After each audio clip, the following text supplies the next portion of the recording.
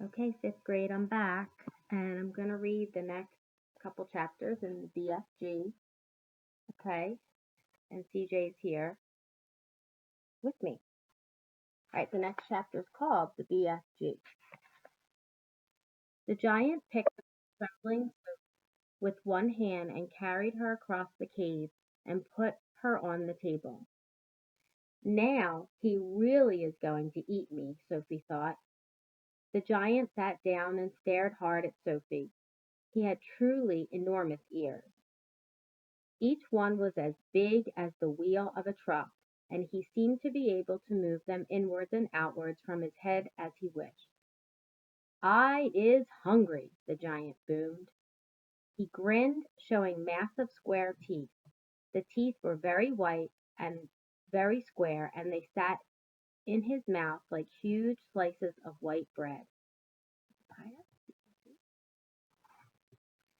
Please don't eat me," Sophie stammered. The giant let out a bellow of laughter. "Just because I is a giant, you think I is a man-gobbling cannibal?" he shouted. "You is about right. Giant is all canny-bully and murderful, and they does gobble up human beings.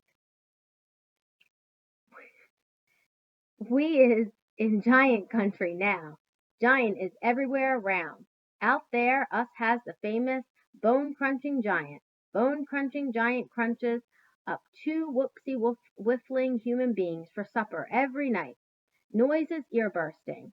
Noise of crunching bones goes crackety-crack for 9 miles." "Ouch," Sophie said. "Bone-crunching giants only gobbles human beings from turkeys," the giant said. "Every night Bone Cruncher is galloping off to Turkey to gobble Turks." Sophie's sense of patriotism was suddenly so bruised by this remark that she became quite angry. "Why Turks?" she blurted out. "What's wrong with the English? Bone Crunching Giant says Turks is tasting, oh so ever much juicier and much more scrumptious. Bone Cruncher says Turkish human beings have glamourly flavor. He says Turks from Turkey is tasting of turkey. I suppose they would," Sophie said.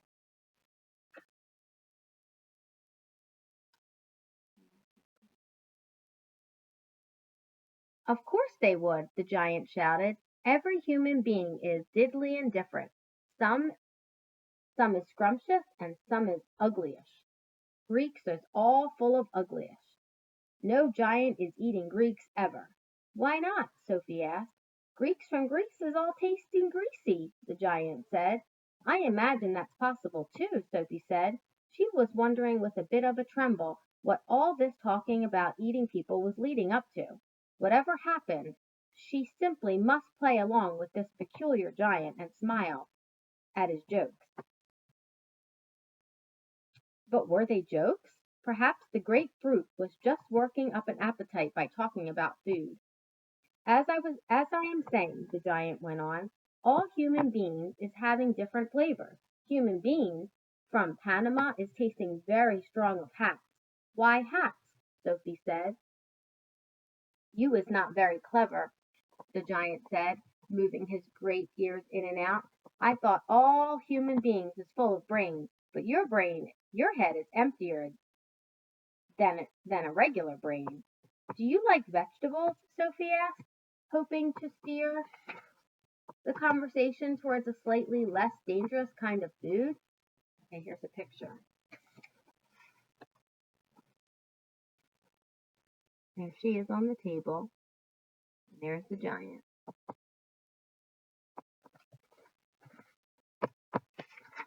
"Hey, stop eating my pillow.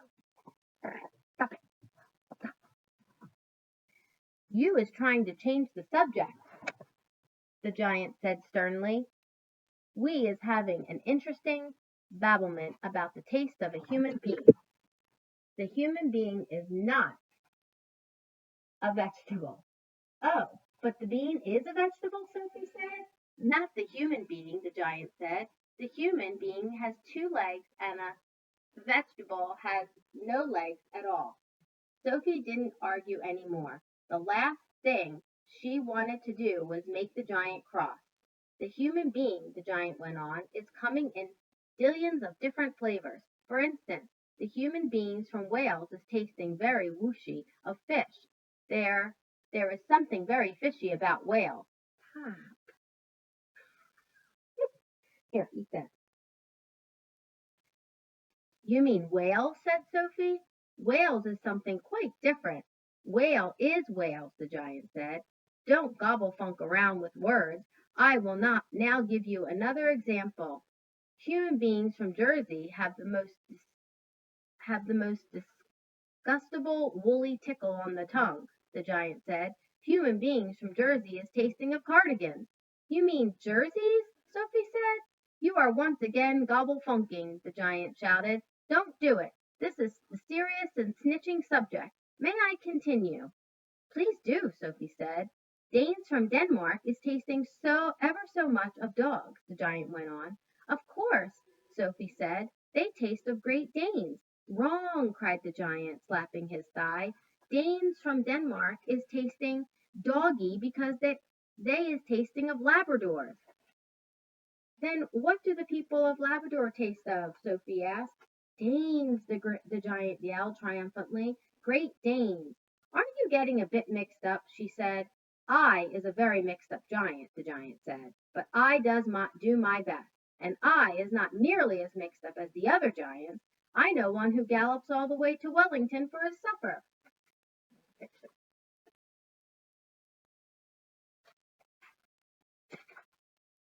Wellington? Sophie said. Where is Wellington? Your head is full of squash flies, the giant said. Wellington is in New Zealand. The giant bean is Wellington. The human beings in Wellington have especially scrumptious taste, so says the welly eating giant. What do the people of Wellington taste of? Sophie asked. Boots, the giant said. Of course, Sophie said. I should have known. Sophie decided that this conversation had now gone on long enough. If she was going to be eaten, she'd rather get it over with and done with right away than be kept hanging around any more. What sort of human beings do you eat? She asked, trembling. Me, shouted the giant, his mighty voice making the glass jars rattle on the shelf. Me gobbling up human beings. This I never. The others, yes. All the others is gobbling them up every night, but not me. I is a freaky giant. I is a nice and jumbly giant. I is the only nice and jumbling giant in giant country. I is the big, friendly giant. I is the BFG. What is your name? My name is Sophie, Sophie said, hardly daring to believe the good news she had just heard. Okay, the next chapter is called The Giant, and the dog is biting my hand. Hold on. Come here. Say hi, everybody. You eat that while Mommy reads. You eat that. Eat my shirt. Go ahead. Here, so eat that. Okay. The Giant. It's right here. It's right there. But if you are so nice and friendly, Sophie said, then why do you snatch me from my bed and run away with me? Because you saw me, the big friendly giant answered. If anyone is if anyone is ever seeing a giant, he or she must be taking away hip switch. Why? Said Sophie. Well, first of all, said the BFG, human beings is not really believing in giants, is they? Human beings is not thinking we exist. I do, Sophie said. Ah, but that is only because you'd seen me, cried the BFG. I cannot possibly allow anyone, even little girls, to be seeing me and staying at home. The first thing you would be doing, you would be scuttling around yodeling the news that you were actually seeing a giant, and then a great giant hunt, a mighty giant look-see, would be starting up all over the world, with the human beings all rummaging from the great giant you saw and getting wildly excited. People would be coming rushing and bushing after me with goodness knows what, and they would be catching me and locking me in a cage to be stared at. That would be putting me into a zoo or some type of squiggly hippo dumplings with crocodile.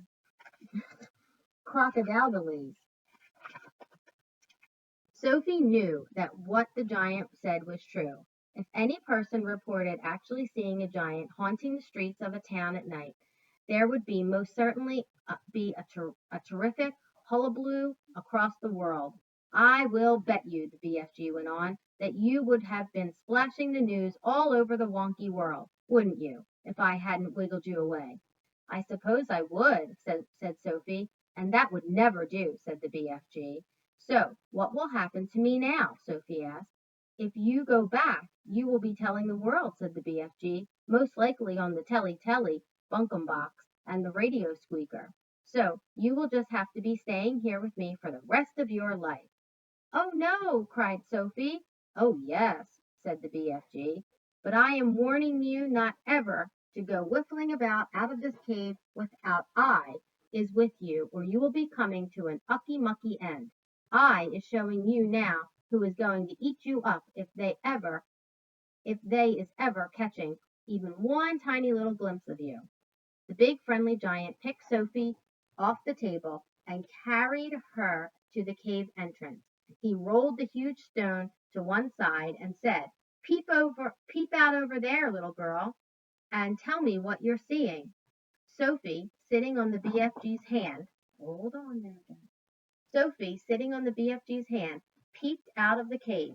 The sun was now up and shining fiery hot over the great yellow wasteland with its blue rocks and dead trees. Is you seeing them? The BFG asked. Sophie, squinting through the glare of the sun, saw several tremendous tall figures moving among the rocks above 500 yards away. Okay, here's some pictures. This is what she's seeing over the rock.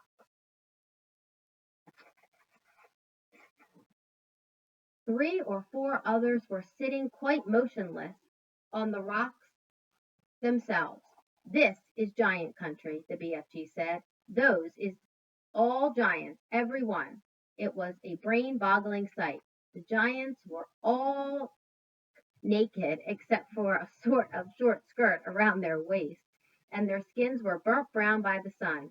But it was the sheer size of each one of them that boggled Sophie's brain most of all.